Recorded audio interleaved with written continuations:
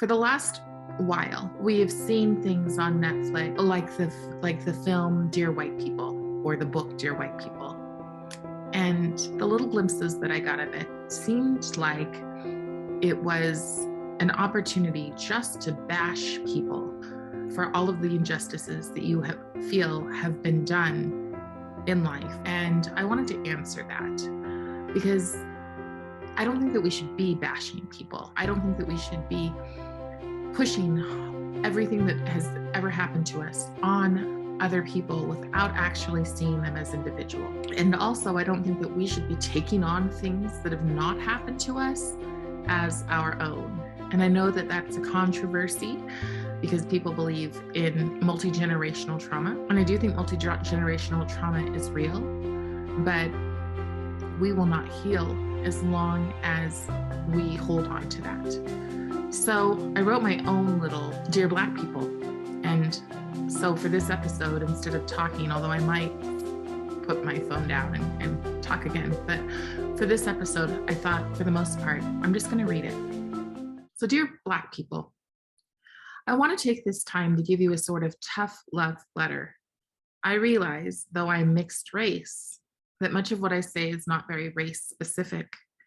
And from the comments I see, that bothers some of you, but I want to encourage you to be free. Last week, the Supreme Court overturned Roe versus Wade, and so many people see that as an offense, especially to minorities. On a practical note, I don't understand is they did not ban abortions, but rather left them up to the states. But on the emotional level, this is one of the things that pains me the most. I believe that we as a collective have been groomed to hate ourselves. We have been told forever that we are victims. From the second we boarded the slave ships and we were stripped of our dignity, we weren't cotton pickers or even house Negroes. We were healers. We were priests. We were queens. And I imagine that those boats were a study in demoralizing human beings. And I can see why tribalism once again formed on these shores. I'm not sure the manipulation ever ended, as house slaves were pitted against field slaves. And the best place to be was a mistress twice owned by a master. We were traumatized and we were divided. Do you think it was intentional? I've often wondered why all of those slaves didn't just pick up their hoes and revolt immediately. They were strong, they were used to hard work. Why did they not fight back? Because they were beaten down and told that they were nothing more than cattle. And because they were told that they were nothing more than cattle, they started to believe that about themselves. But I think the master still controls the mind today. One of the things that I found interesting in Woodson G. Carver's The Miseducation of a Negro was this excerpt right here. If you can control a man's thinking, you do not have to worry about his action. When you determine what a man shall think, you do not have to concern yourself about what he will do. If you can make a man feel that he is inferior, you do not have to compel him to accept an inferior status, for he will seek it for himself. If you make a man think that he is justly an outcast, you do not have to order him to the back door. If you go without being told, then there is no back door. His very nature will demand one. It's also worth note that Carver said that we should never be beholden to a party that promises us something without delivery. But we as a collective have not followed his advice, where he says to rise up, to be well-versed and well-educated so that you can never be trampled on. Instead, we have bought into these ideas that someone else has our best interest at heart. We have believed those words, poor you. You have been so mistreated and life is so unfair.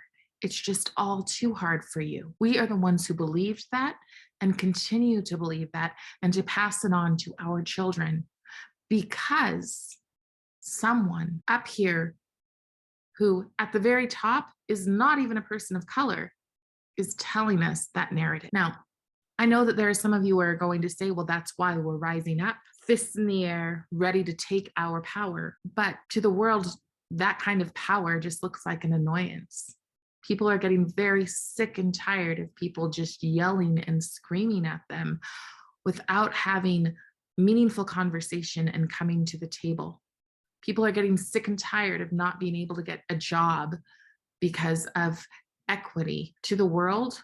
If they're honest, behind closed doors, for many of them, it just looks like a pity party. And no matter how much you push and demand for respect, respect is something that's earned, and you do not get it by just attacking another human being. And that respect, no matter what social media says, that's diminished every single time there is looting and burning and twerking and with every single grift. True power comes from knowledge and merit and skills. And someone figured out a long time ago that if they can just keep us angry enough, if they can just keep us boiling and resentful enough, we won't even try to compete. We spend our times walking around, fists in the air, demanding social justice and equal opportunities, and we won't even look at the scholarships from private schools and colleges going unused because we are too busy, we are too distracted being angry. We cry to return to our African roots when some of us aren't even from Africa. And we pretend that we have a knowledge that it's somehow going to be better without actually speaking to Africans who have no respect for what they deem a low work ethic and laziness of African Americans. Now, don't get me wrong, because I do not blame you for what has happened. I do not think that you are inherently lazy or even inherently angry. I think that it was taught to you. One thing, and there's very few things that I agree with Malcolm X, but when he said that the biggest threat to the African American was the white liberal, I agree with 100%. It is the white liberal who has whispered to you that you can't. Even at our highest levels of government, the white liberal whispers to you, you can't. And they have been doing it since the second we got off of the plantation. You got one pair of chains cut off and another pair of chains picked up. And who did that?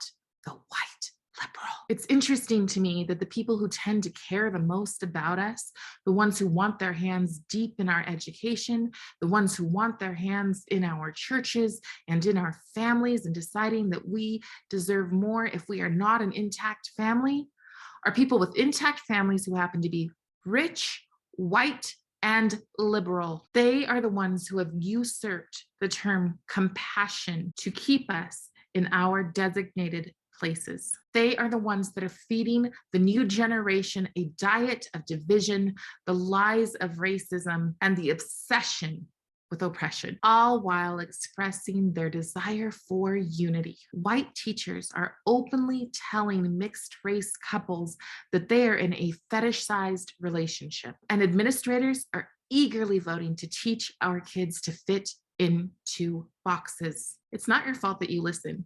You hear it in your church. When your pastor says, in the white churches, they are saying to condemn us, they are saying that we are evil, they are saying that we are lazy, when the reality is that in white churches, they're not talking about race. They don't dare talk about race. The only thing that they talk about in white churches is the brotherhood of man and the sinner's gift of redemption that is for all of us. Our churches, regardless of what you've been told, are not allowed to be political. They'll lose their funding.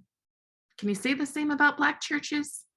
Because Black churches and Black politics have always went hand in hand. So maybe it's a bit of projection. Another thing that you need to know is that in most homes, people are far more obsessed about themselves to teach their children how to be racist.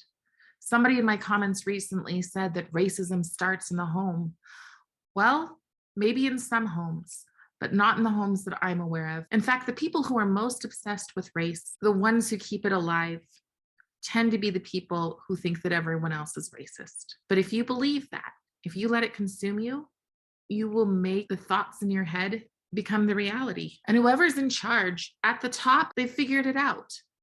They have made people hate the idea of self so much that we condemn those who march to the beat of their own drum. I've been assaulted. I know of other people who've been assaulted, both verbally and physically, for daring to go against the grain. How is that empowerment?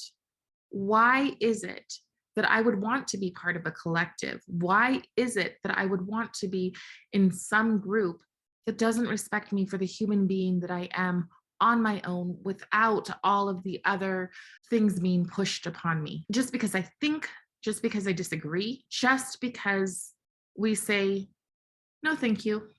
I want to live my life. I want to achieve everything that I'm capable of becoming. I want to do well in school. I want to love who I want to love, um, without the social constraints of my perspective box. Just because we don't agree with that, we're made the outcasts. Who taught you that we have to think a certain way? Who taught you that we have to vote according to what somebody else tells us? Who taught you that we are incapable of doing for ourselves? And who taught you that ourselves must be a collective? Who taught you that our tribe must look and talk and think just like us? Who taught you that? Who taught you to see violence in our own streets against each other as normal? Who taught you to see violence in the womb against a baby? And I'm talking not against a clump of cells in the first trimester, but against a fully developed, can live on their own baby. Who taught you that that kind of violence is something to celebrate? I think who taught you it is the grifters. We have the people who are up on the very top, say the Gateses of the world, whose father was part of the eugenics movement.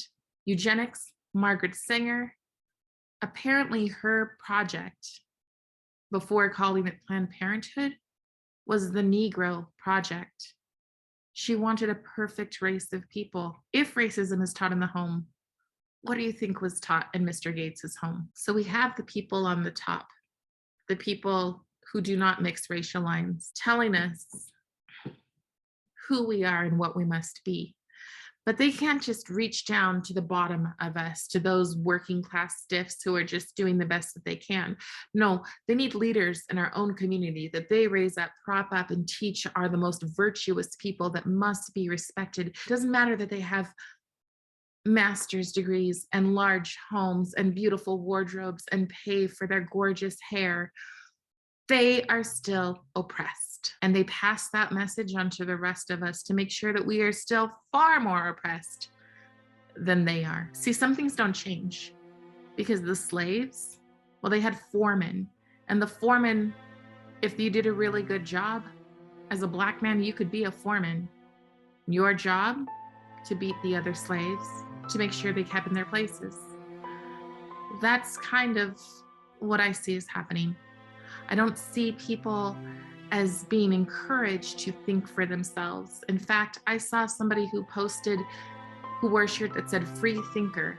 And I saw a bunch of people feel the need to go and target that person and try to get them canceled because they simply thought for themselves. So I want to be very clear on this because I know that I'm likely to get some hate. I do not hate my race or part of my race. I am not a race essentialist. I don't see race as being something that is extremely important. But you know what I do think is extremely important? I think raising our kids to believe in their full potential. And I think that we being taught to understand what our full potential is vital in order to be able to do that. I think that teaching our kids that striving for scholarships, not just in sports, but in academics, is a way to lift them. I think that our communities need to be taught and need to implement the same things that are implemented in every other community in terms of trade schools and technology schools, and not have it normalized to do drugs. Our people need to believe in their own self-worth enough to understand that when they kill an unborn child, they are killing. And when you kill something, it takes a part of your own humanity and it makes you able to be a little bit more callous in the rest of the world. I've talked to several people who've had abortions. I've had friends call me in the night crying 4 years later because She didn't know if she would have had a little girl or a little boy. To normalize it and to say, it's no big deal, just a clump of self, and especially to have people celebrating and dancing, as I believe Maxine Waters did, that's a problem. That is a problem, and it's teaching you that humanity has no worth. It's teaching you that all that matters is yourself. And again, when all that matters is yourself, then you become so consumed and so bitter that you are crippled.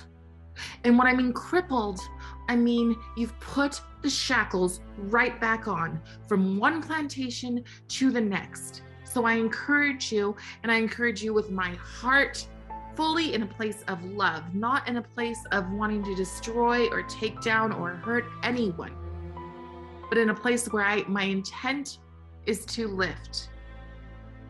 I encourage you to just let go of the shackles. Look outside, see truth for yourself, and be free.